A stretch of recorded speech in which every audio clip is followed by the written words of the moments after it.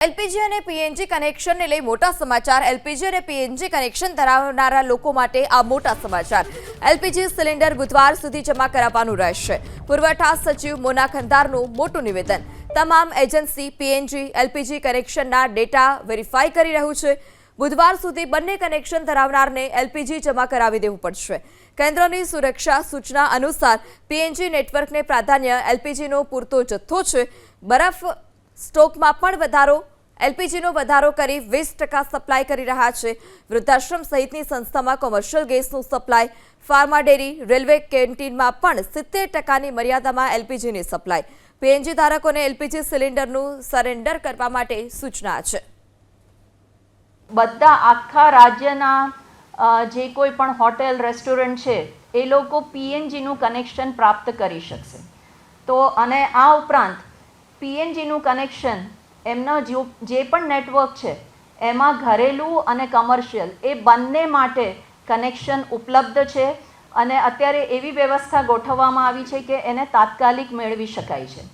કેન્દ્ર સરકારે પણ આપણને એવી સૂચના આપી છે કે જ્યાં જ્યાં પીએનજીનું નેટવર્ક છે, જ્યાં સિટી ગેસ ડિસ્ટ્રીબ્યુશનનું નેટવર્ક છે, ત્યાં આગળ પ્રથમ પ્રાધાન્ય આપણે પીએનજીને આપવાનું છે, કારણ કે પીએનજીનો પૂરતો જથ્થો ઉપલબ્ધ છે।